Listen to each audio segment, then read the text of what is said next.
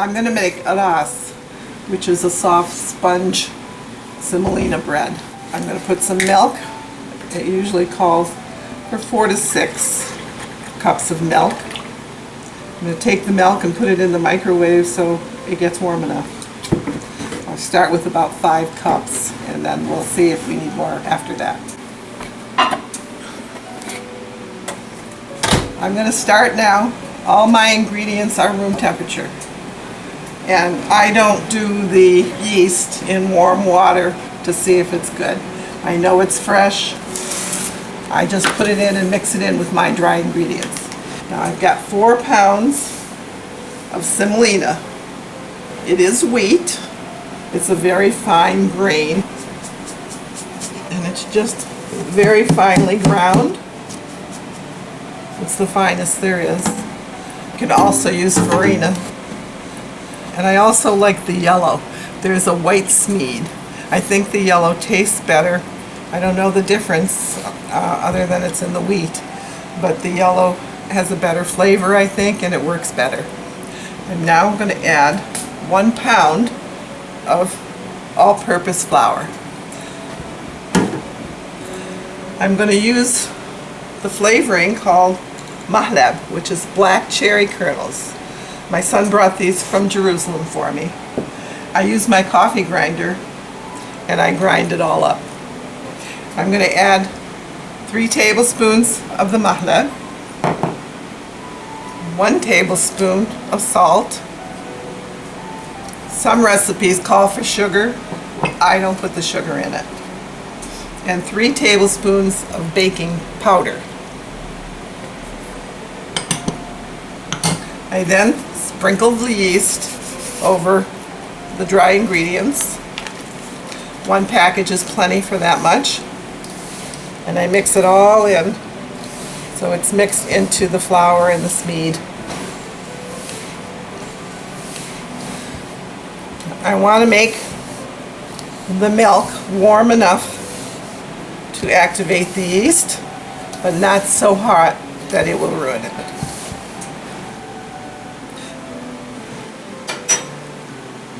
Okay. I think it's the right temperature. It's not too hot. My finger can stay in it, and yet it's quite warm. Then I'm going to start adding a little bit at a time and mixing. I've added about half of it. Not going to add it all at once because I might not need all that I put in that container. I mix it. I roll it around in my hands. Try to get the milk in all of the flour.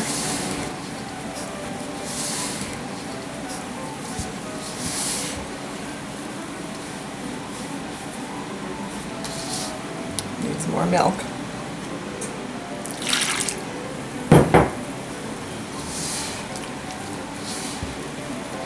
It's good to always work with the semolina at room temperature, because then if it's real cold and you're using hot milk, it's going to change the way the yeast works. I have done that where I've taken it out of the refrigerator and used it. It doesn't work as well.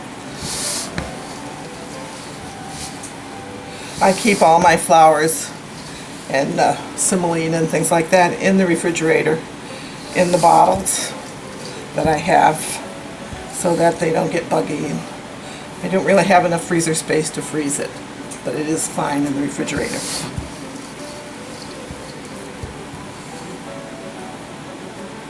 I also use it quite frequently, so it doesn't need to be frozen. It looks like it's almost taking all of the milk. Now this recipe does call for 5 sticks of butter, 1.25 pounds of butter. Does not need to be clarified, it's just melted butter. But I don't put that in until later. I put the milk in, mix it quite a bit. I gotta make sure I keep kneading it. And when it's the right texture, I put it in a warm place. Let the yeast get activated.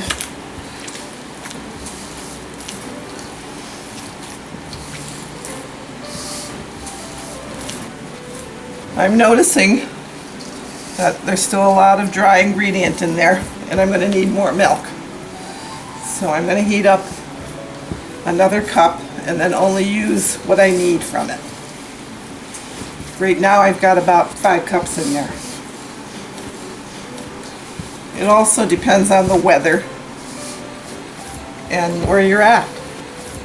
I made it in California, it was completely different. And I'm now in Massachusetts, so it does make a difference.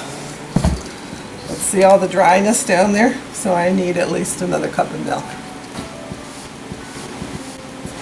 Okay. I heated up some more milk.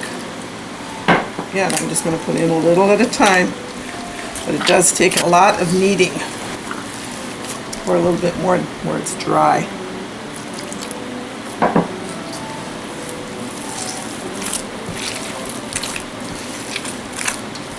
The more you knead this bread, the better it comes out, and fluffier. It takes a lot of kneading.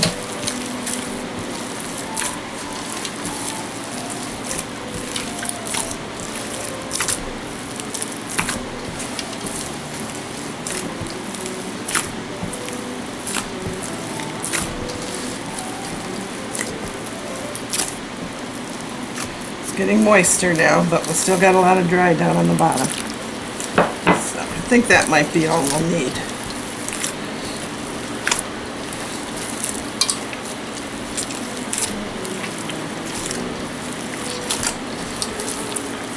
I keep turning as I knead so that I get it all mixed in together.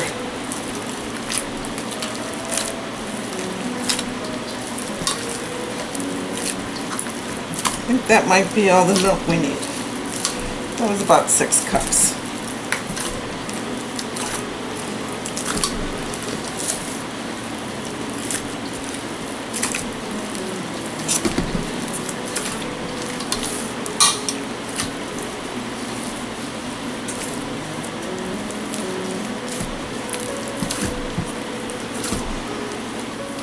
Just got to really get in there and push down. You can hear your hand pop.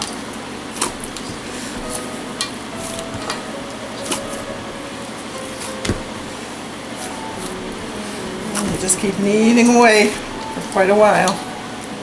Now, I've been doing this for about 10 to 15 minutes.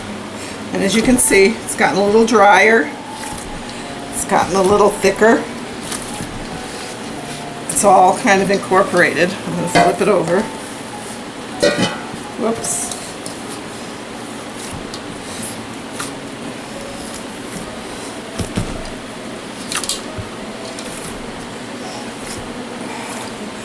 My mom used to always say, you can't hear the pop, you're not kneading it enough. So I keep kneading.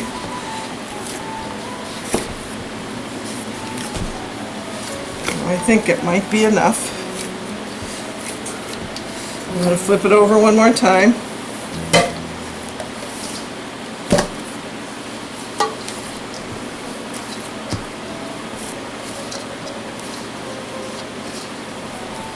Make a nice, tuck it all under. And I always bless whenever I make the bread. My mom always did that, and I've always done it now. Okay, I'm going to cover it, put it in a spot for 2 hours, and it'll rise. At that point, I'll take it out and start adding the melted butter. I'm going to spray a little bit of olive oil so that the wrap does not stick on it. It's my little spritzer, and I have the olive oil in it. And then I'm going to cover it with wrap. And I have an electric stove. It's not a good idea if you have a gas stove, because the gas stove has a pilot. But my electric stove, I just open the oven and set it in there.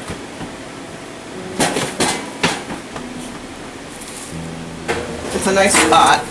I haven't used the oven. I'm going to set my timer for 2 hours while it rises. After it rises, I'll take it out and add the butter. Well, I'm going to check the dough. It's not been 2 hours, it's been 1.5 hours. But look how beautiful it looks. And hopefully, because I sprayed it with the olive oil, there, the plastic wrap is not going to stick. That was very easy. It has doubled in size. It's nice and soft. And as I press it, it'll go down.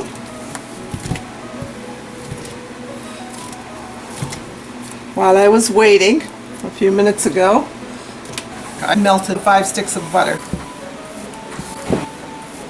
Okay, now that it's doubled in size, just kind of pushing it all down, and I'm going to add the 5 sticks of butter. I only use sweet butter. I don't use unsalted butter. So it does have the salt in it, but it's what I use, and they always come out delicious. Add the butter a little at a time, kind of warm, and I'm going to keep kneading.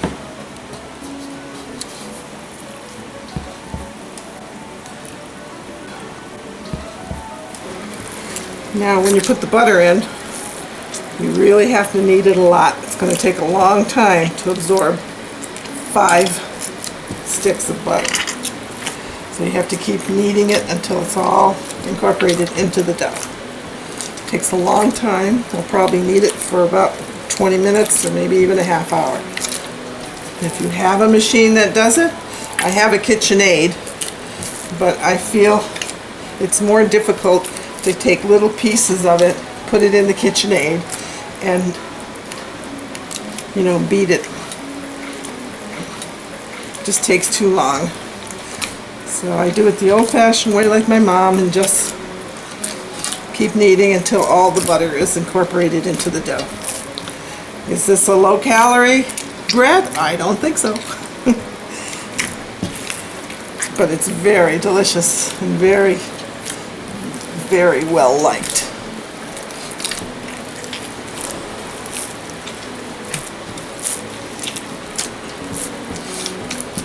Again, push in and hear the snap.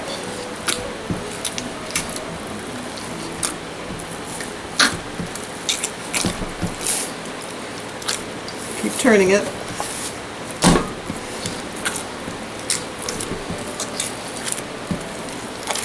I've turned it over, poked it a little, and now I add a little more butter. You can see it's going to take quite a while.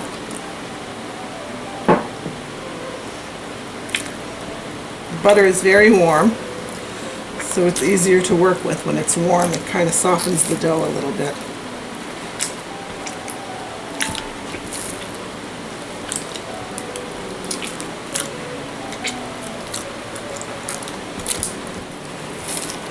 Now this is a fun thing that you can do with your children or your grandchildren, and let them each take a turn, and they could see how much work goes into making something like this.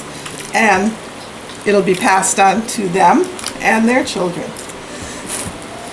And they don't mind the kneading. They have a lot stronger arms than me. And they'll be able to keep kneading, because the more you knead, the better and more tender and soft and fluffy the bread will be. Now, I'm ready to put the last of the butter. I put all the butter, even the one that settled to the bottom.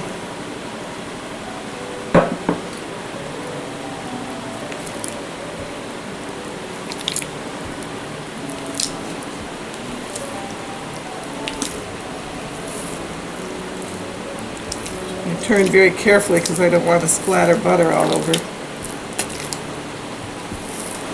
I've ruined many a blouse.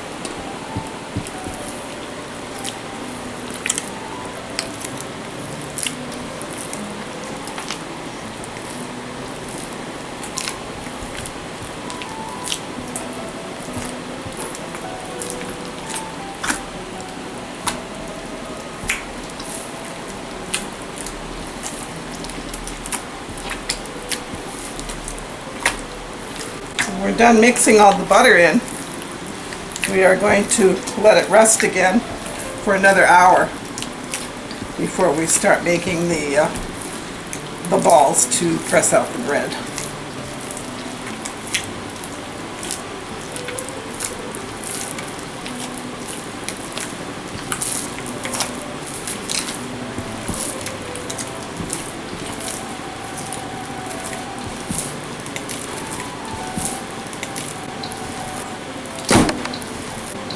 Getting close to being done. It's starting to get sticky, and it has absorbed all the butter.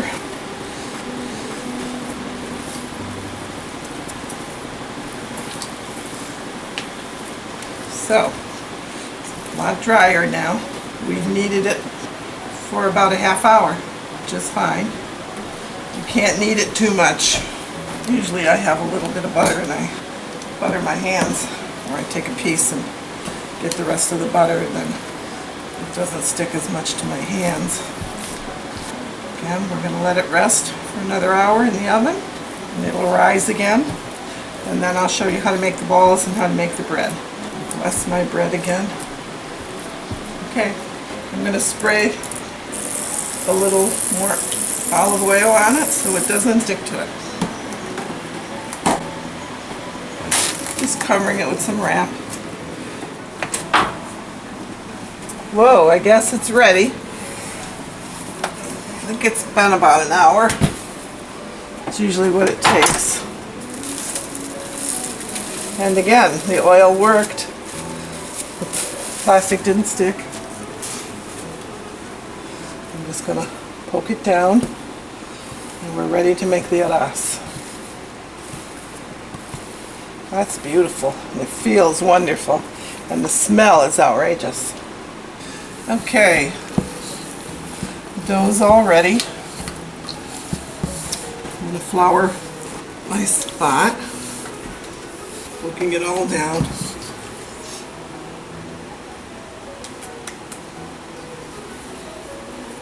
I just squeeze off an amount.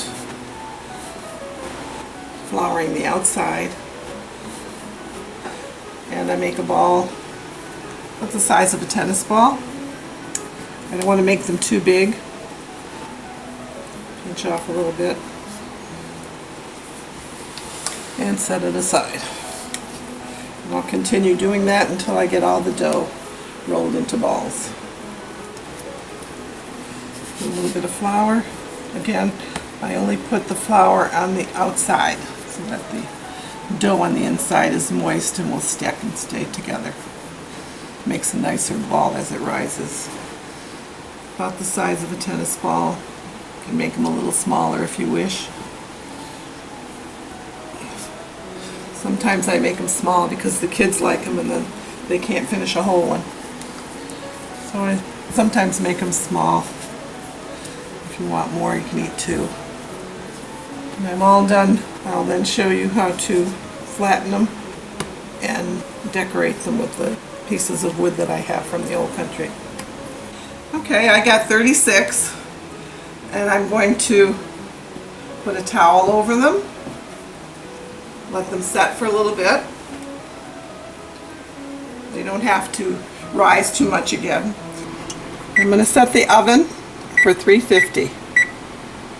It's been about 2 or 3 minutes since I covered them, but I keep them covered while I roll them out. Keep some of them covered, work on some of them. Need a little more flour. I pat it a little bit. I roll it. I want to try to keep them perfectly round, and you don't make it thin. To decorate, I use my mother's little pieces of wood that I have of hers. Some of them are better than others, and I press down on it, and some of them stay and some bake out. But it's tradition to do this.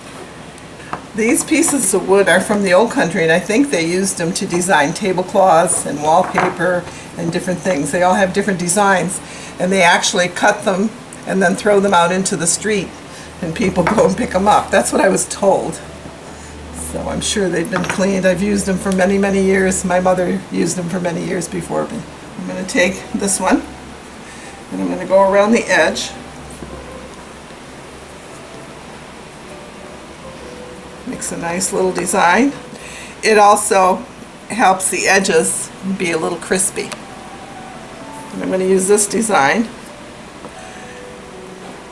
This one is just a little piece of wood and I just poke it. You can press down hard because they will lose their design. Then you just pick it up, put it in the pan. There's no need to grease the pan because you saw how much butter we put in it. That's all you need. And they should not stick. I'm not even going to use my rolling pin because I've done this before with my hands.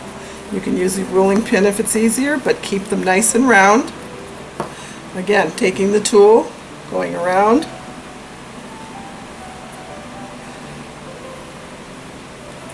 I don't know where you would buy one of these tools. I have no idea how to tell you that.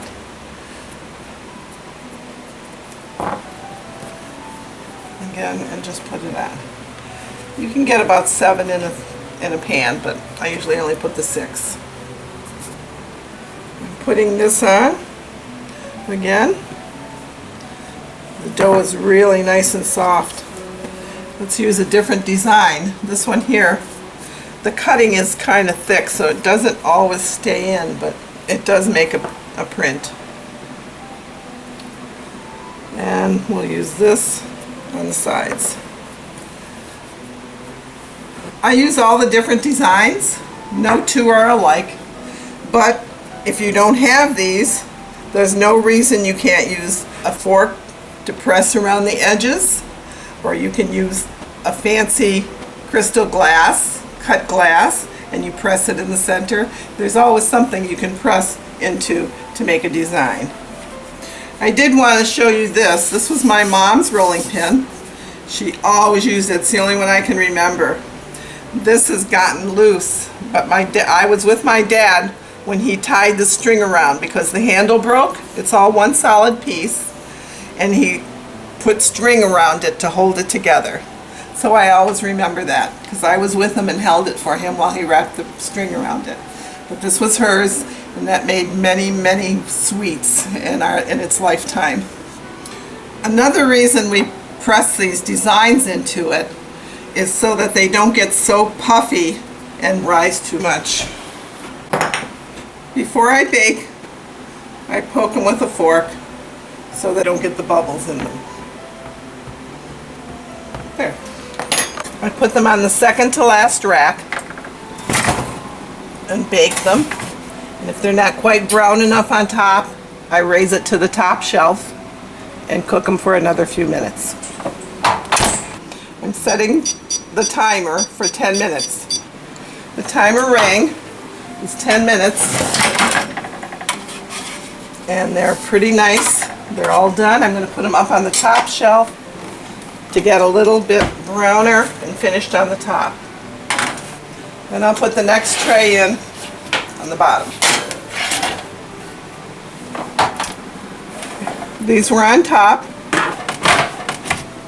They were on top for 4 minutes. They were on the bottom for 10 minutes and then the top for 4. They're a little hot. I just take them out, put them in a separate pan so I can use the tray for the next batch.